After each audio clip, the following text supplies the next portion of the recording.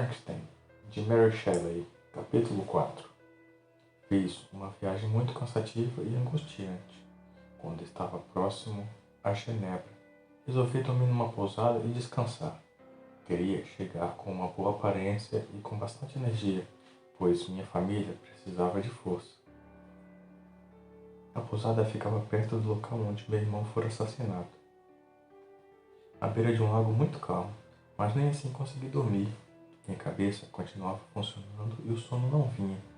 Resolvi caminhar ao longo do lago. Era madrugada e um forte vento soprava. Raios rasgavam o céu e uma tempestade se aproximava. Já me dirigi ao quarto, para não pegar chuva, quando, ao clarão de um relâmpago, vislumbrei aquela figura enorme. O demônio desgraçado que eu havia criado estava diante de mim. Ao vê-lo tão perto do local onde meu irmão fora morto, tive a certeza de que ele era o culpado. Essa ideia me congelou e nada pude fazer ao ver o monstro correr em direção à floresta. Fazia 2 anos que a criatura estava solta no mundo. Quantos crimes ela havia cometido desde então? Por onde teria andado? Como descobrir a minha família em Genebra? Por que teria matado meu irmão? Uma tonelada de dúvidas cruzava minha cabeça e não consegui descansar. Na manhã seguinte, encontrei minha família. Estavam todos muito deprimidos. A lavadeira tinha achado a medalha de William nas roupas de Justine. Justine era uma funcionária da casa, muito querida de todos. Ninguém conseguia acreditar que ela fosse a culpada. Estavam todos chocados com o achado. Elizabeth tinha Justine como uma irmã. Eram muito amigas e confidentes. As duas juntas criaram Ernest e William e eram responsáveis pela manutenção da casa. Por tudo isso, ninguém acreditava na culpa de Justine. Mesmo assim, ela foi acusada e presa. Cheguei em casa no dia de seu julgamento. Elizabeth estava aflita. Victor, eu duvido que tenha sido ela. Eu sinto que ela é inocente. Eu a conheço, falei com ela e vi nos olhos dela que ela não tem culpa. O culpado era eu, pois o verdadeiro assassino era a criatura que eu havia jogado no mundo. Por minha culpa, meu irmãozinho estava morto, e Justine, uma inocente, corria o risco de ser enforcada pelas rígidas leis de Genebra. Contudo, eu estava enrascado. Não podia dizer que conhecia o assassino, ou que o tinha criado. Ninguém acreditava em mim, ainda mais após ter tido algumas alucinações nos meus vários meses enfermo, com febre nervosa.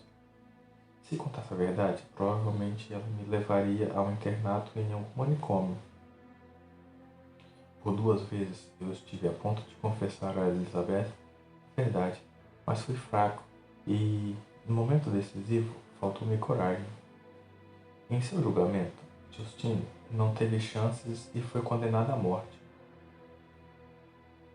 Na véspera de sua execução, Elizabeth e eu fomos visitá-la e eu chorei muito junto com ela, dizendo que ela não era culpada. Justine era uma mulher de muita fibra e suportou com bravura seu destino injusto e cruel.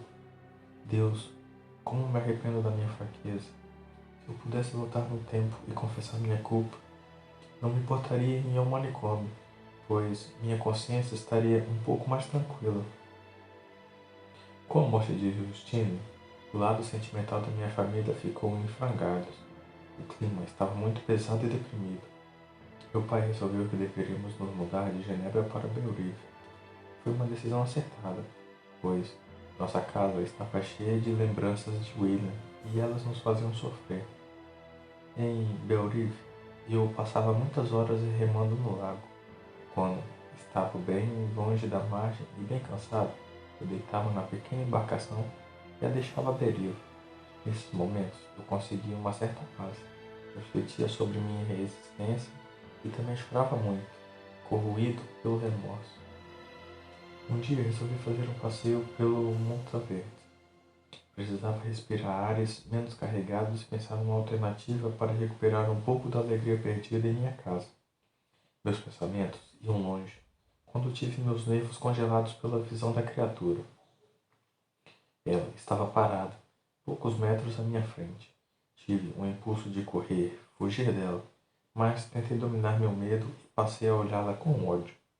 Era a primeira vez que a via à luz do dia. Sua pele tinha um tom acinzentado. O olhar era estanque e as partes do corpo muito desproporcionais. As cicatrizes das costuras nas diversas junções de seu corpo lhe davam um aspecto grotesco. Meu estômago se embrulhou quando finalmente percebi a monstruosidade da minha criação. Num ímpeto de vingança, pulei sobre o assassino do meu irmãozinho. Queria matá-lo, mas ele facilmente se desviou e eu colidi contra uma dura rocha gelada da montanha. Rapidamente, pus-me de pé e o ataquei novamente, mas muito mais forte e rápido. Ele segurou meu braço e pediu que eu me acalmasse. Fiquei surpreso ao ver que ele falava. Quando me acalmei, ele me soltou e começou a correr pela neve. Tentava fugir dele. Precisava chamar reforços, mas foi em vão. Sua compleição física era muito superior à minha, e seus movimentos, embora desengonçados, eram muito mais rápidos. Além disso, a neve nas trilhas das montanhas me deixava mais lento e cansado. Quando fiquei totalmente sem fôlego, resolvi parar e enfrentar aquele monstro, não me importando com as consequências do meu ato. Quando parei, o monstro se aproximou e ficou me olhando. Pensava que ele ia me matar, mas em seu olhar havia alguma piedade, algum sentimento bom. Não aguentando mais a angústia por aquela situação e a raiva que sentia pelo assassino do meu irmão, falei: "O que você quer de mim, monstro?" Por um instante ele ficou quieto, como se não soubesse o que dizer, ou como se quisesse dizer tanta coisa que não sabia qual seria a primeira. Depois, com uma voz rouca e com ritmo lento, começou a falar: "O que eu quero de você? O que você acha? O que pode uma criatura querer do seu Criador? O que um filho quer de um pai?" Eu vou lhe contar a minha história e as coisas ficaram bem claras para você, Frankenstein. Você me deu vida, mas dentro de um corpo monstruoso. Além disso, você me abandonou.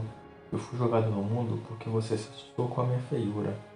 Minha vida até agora tem sido uma sequência de sofrimentos. Sou temido, rejeitado e agredido em qualquer lugar que eu vá. Ninguém gosta de mim.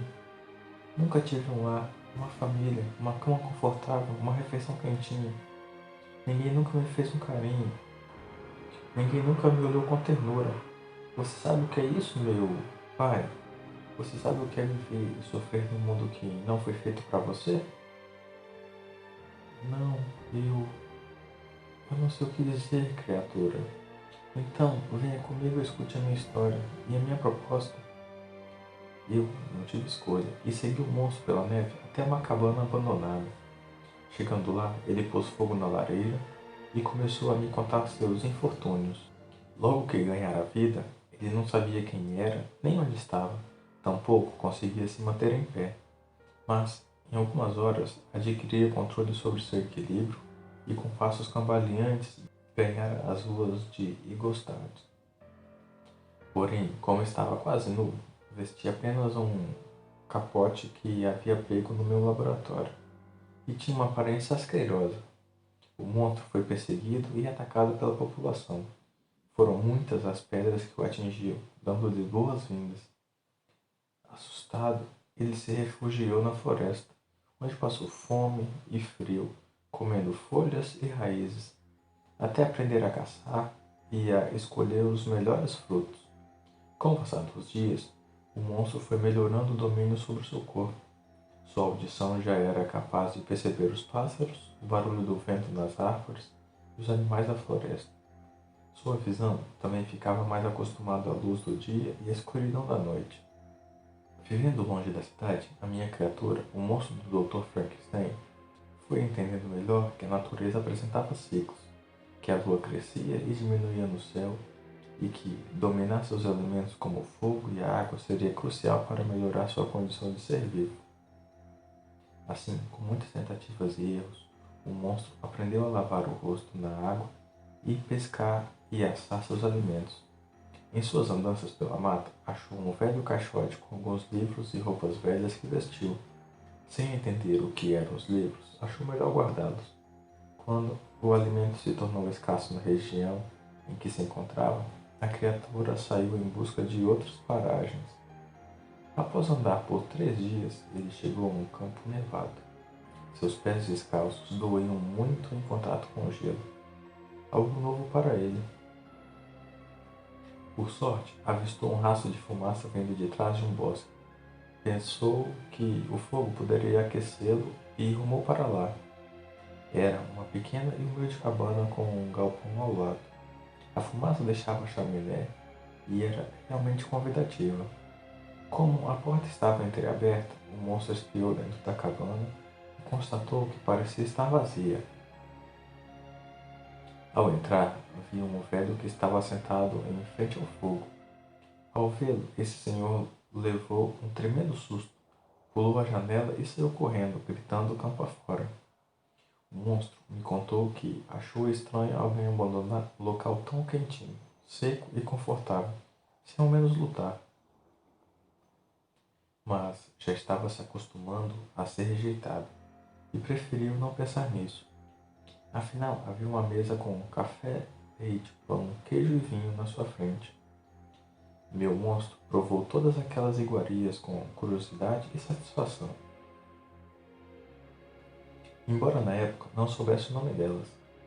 Após a refeição, ele dormiu e pela primeira vez em sua vida pôde descansar. Acordou somente após o meio-dia e seguiu sua jornada em busca de um local com mais alimentos, pois naqueles campos cobertos de neve não havia comida. Com algumas horas de caminhada, o monstro chegou a um vilarejo. Ele me disse que a visão do pôr do sol sobre as cabanas o deixou muito feliz. Por um momento, tudo o que ele queria era poder participar da aventura humana de uma forma simples, como morador de uma pequena vila, mas ao entrar em suas ruas e ser avistado pela população, sua aparência repugnante causou uma histeria coletiva. As mulheres gritavam e corriam, as crianças choravam e os homens lhe jogavam pedras e lhe batiam com pedaços de pau. Acuado, o monstro não teve outra escolha senão fugir novamente. Sua sorte foi que logo anoiteceu e ele pôde se esconder na floresta. Durante a noite, enquanto tentava se afastar do vilarejo, ele avistou uma pequena luz e, ao se aproximar dela, viu que era um chalé muito simples. O monstro estava muito abatido e machucado. Por isso, não queria passar a noite fria ao relento. Então, com muito cuidado, ele entrou no galpão que servia de abrigo para as cabras e para os porcos, e lá passou a noite.